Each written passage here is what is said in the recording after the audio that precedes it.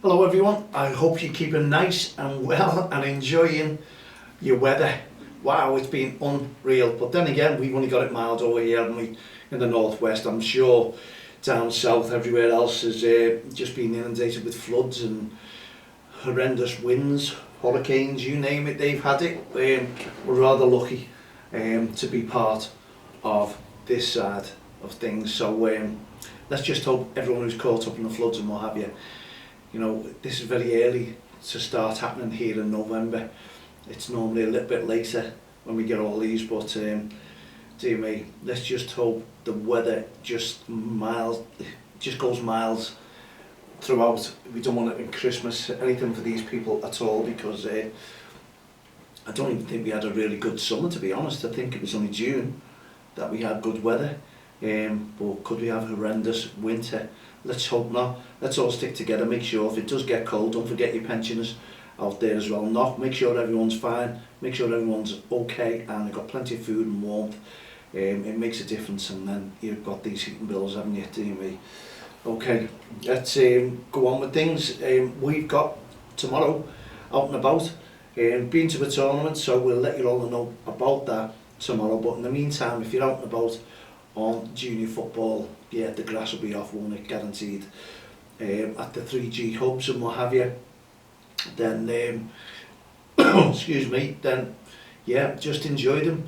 I'm not too sure what the weather's going to be like tomorrow, but according to the weather forecast, it's going to be mild and sunny and just a few showers, so we can't complain. We're talking about grassroots football here.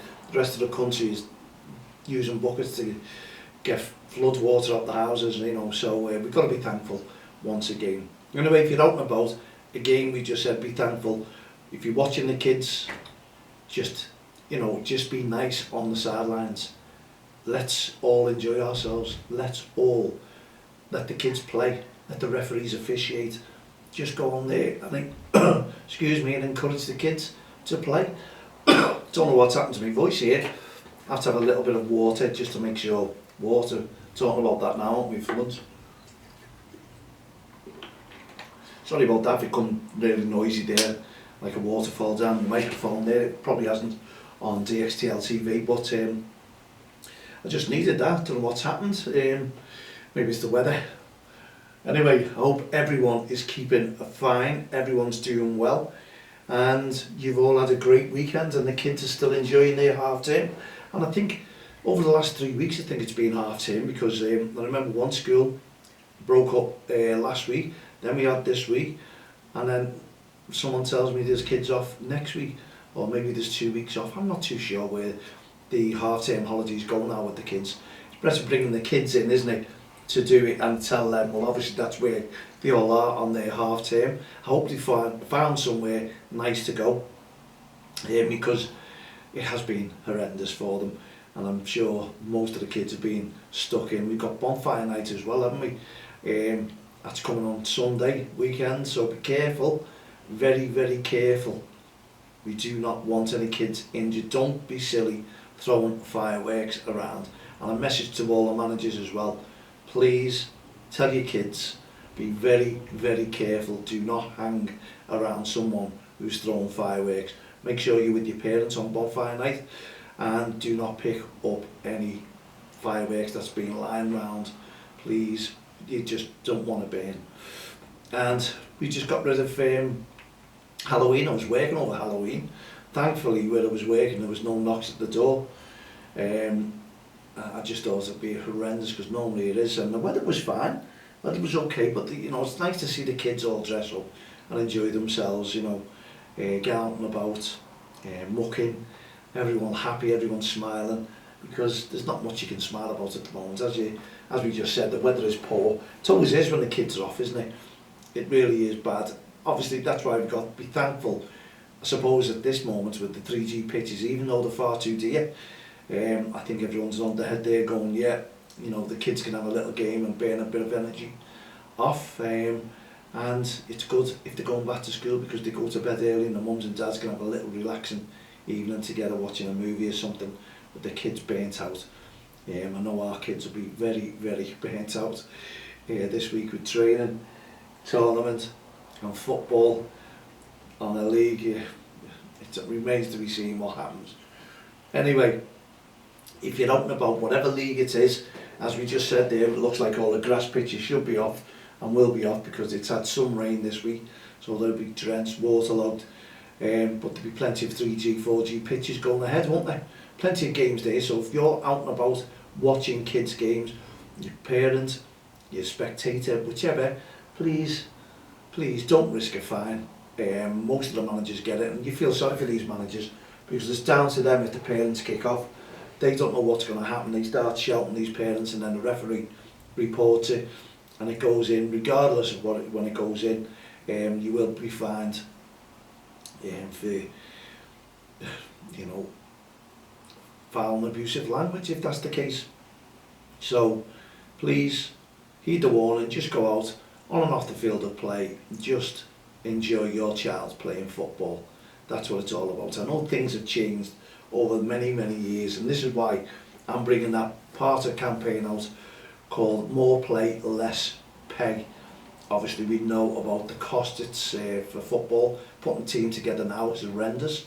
You've got to find your league, you've got your league fees, you've got your kits, if you don't have a sponsor, this is your footballs, your training equipment, your bibs, you name it. This before you're even registered with your local county FA, and then if you're just starting yourself as a coach, you have to go in and do your coaching badge, or you also have to have a coach with you who can help you run the team. If you can find one, then there's plenty of admin, I assure you, to do, and there's also plenty of money to spend out on your courses, i.e. safeguarding, DBS checks, things like that.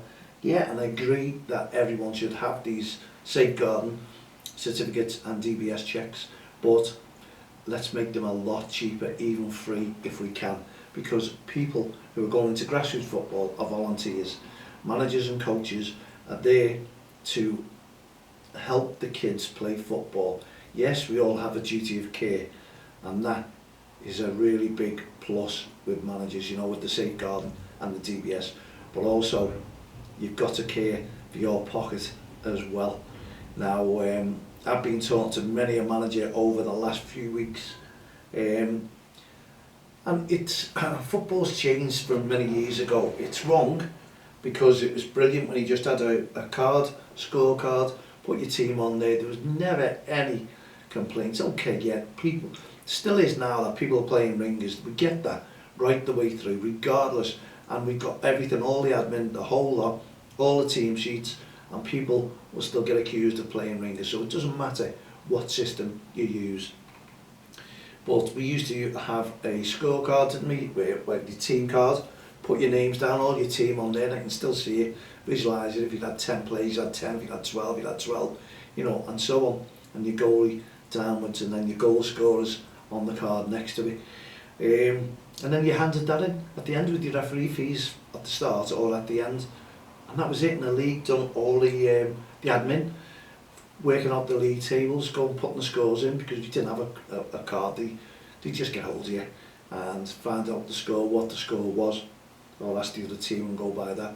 Or even the referee came in and verified the scores.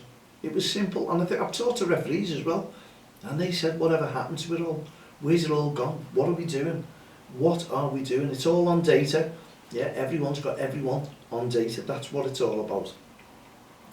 But if you ask me, I'd love to go back to the old system, but unfortunately we can't, and there's far too much admin because I've got tons and tons of work to do, and I've been doing tons and tons of work, and someone tells me it's only 2 minutes to do these admin scores and all that, but it's not only 2 minutes when you've got the kids out there. You can sign up to a league, yeah, you sign up to that league because you want the kids to play football, not that you'd agree to everything they do. You have to go into a league, and codes of conduct have got to be adhered to. We've got to do that. I agree. This is my second year in management. I came back from many years ago, and I see the difference in grassroots football. I've been on the touchlines in a different way than I did with Don't Cross the Line. I still do all that, and the Respect campaign. But I hear more, people talk to me more, managers phone me up. I'm getting all kinds of calls about the responsibilities that a coach has to go through. Now, there's an argument here many leagues will adopt, and the county FAs will adopt this saying that they'd rather see a manager leave, walk away from the game than a referee. My honest opinion, I wouldn't like to see any of them walk away because they're too valuable to grassroots football, both of them. We all have the different ideas, different methods, don't we? That's what it is. The ref adheres to the laws of the game, and the manager coaches the team, gets the team ready, picks the team, puts the team out there, gets the subs, collects the subs. You name it, that manager has to do a million things. Referees, they'll get paid and they'll just put the score in, and once they've done their games, it's bye-bye. It's the coaches who never get home on time. It's the coaches who never, once they get home, can't put the laptop down or their phone down on the app. They're filled in admin, and then the fixtures come out again for the following week. They've got to make sure that they get everything correct. Now, when a referee does things like that, it goes onto a group chat. There you go, fixtures are out, and the committee, the league, will put who's reffing that particular game.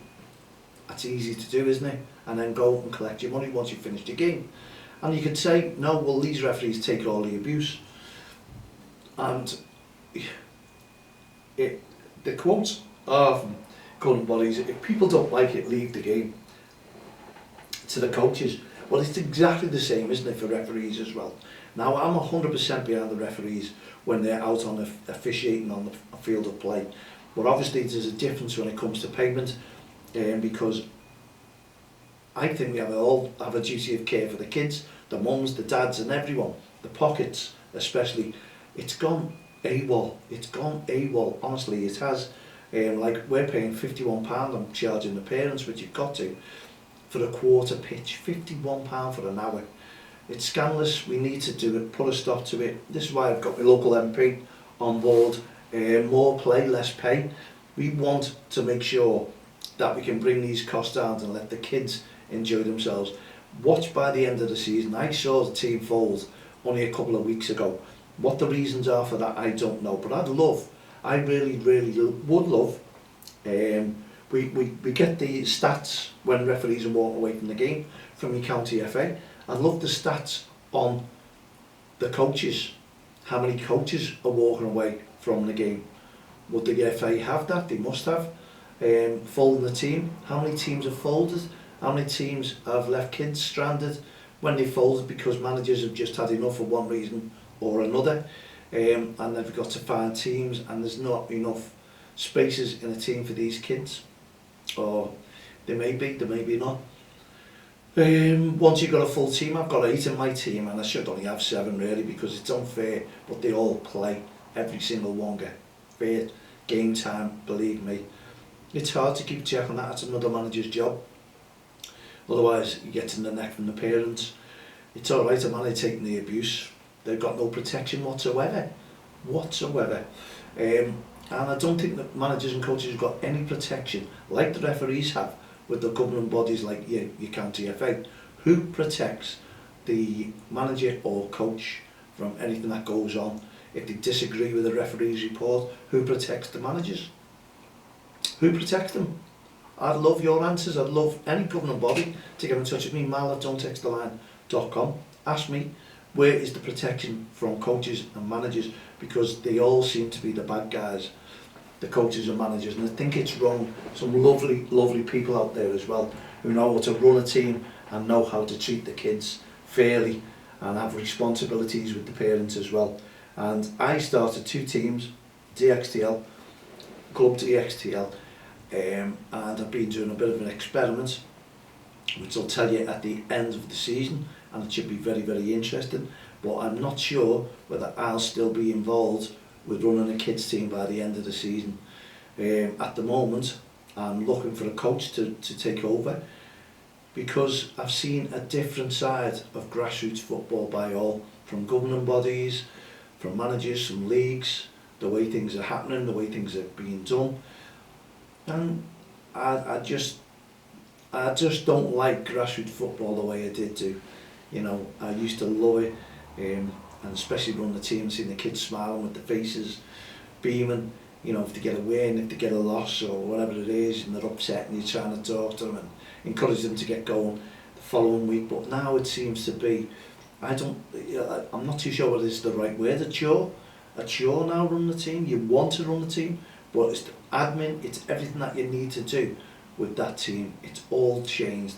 I'm wondering how many managers and coaches out there feel the same way. I'd love to hear from you, or even come into the studio and have a chat, because we need to get things in perspective. We really, really do. I've had plenty of referees in there. I want to get plenty of coaches in and give their side of the stories. If they've walked away from the game, if they're walking away from the game, if they're planning to walk away from the game, I want to hear from you.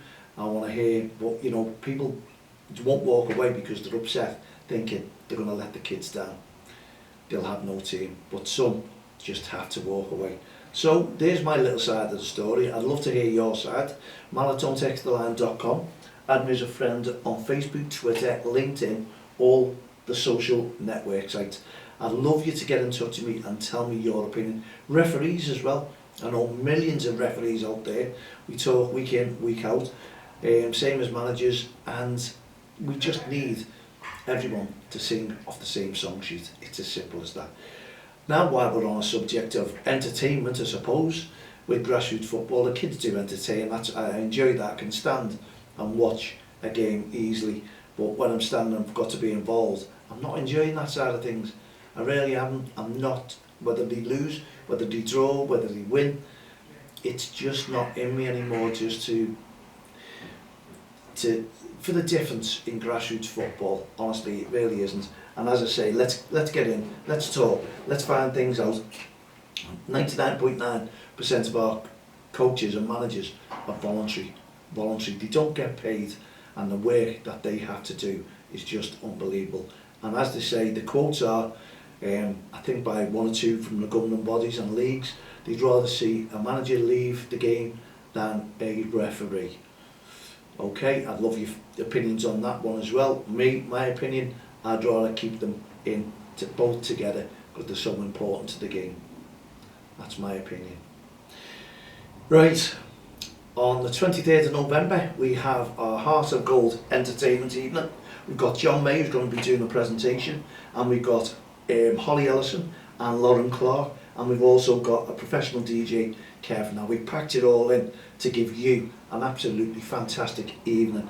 We want to acknowledge the award winners who have done all these achievements: your National Three Peaks, your skydiving, your Hadrian's Wall walk, which was 85 mile, and the Yorkshire Three Peaks and a Warrington to Liverpool run as well, all packed in, and they deserve the round of applause because, as we all know, each and every one of them have got a heart of gold, and we want to portray that message to them. We want to thank them. We want you to come and support them and thank them yourself as well, because we're trying to make awareness and try and do some fundraising for children with mental health, and also we need disadvantaged children to be looked after as well. We've just been talking about team folding. Could this be another reason why our managers walked away from the game? Because there's no money in the pot for them to go and buy kits, and we've got to believe there is a massive money shortage.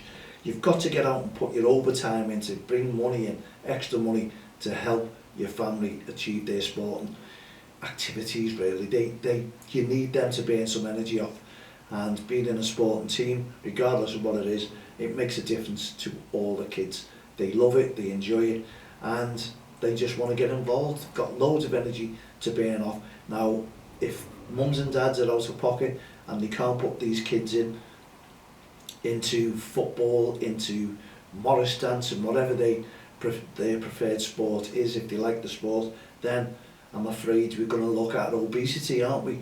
Because the kids will be doing nothing to burn off all their energy. We need to make sure that all the kids are looked after. Please, let's do that. Let's make a difference, and let's get in touch with us. We're trying to do this Heart of Gold initiatives.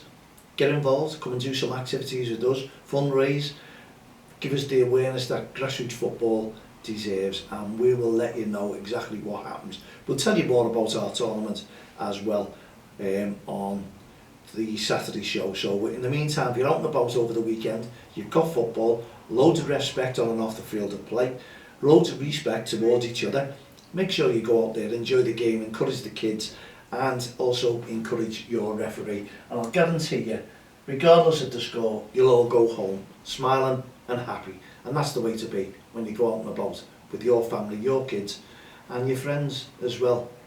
Enjoy the rest of the weekend. We'll see you tomorrow night, actually, 7 o'clock. Myself, Mal Lane, all the team here, the Grassroots Show, Don't Cross the Line, Respect Programme, and our Hearts of Gold initiatives. No ref, no game. Have a great evening. Good night, God bless.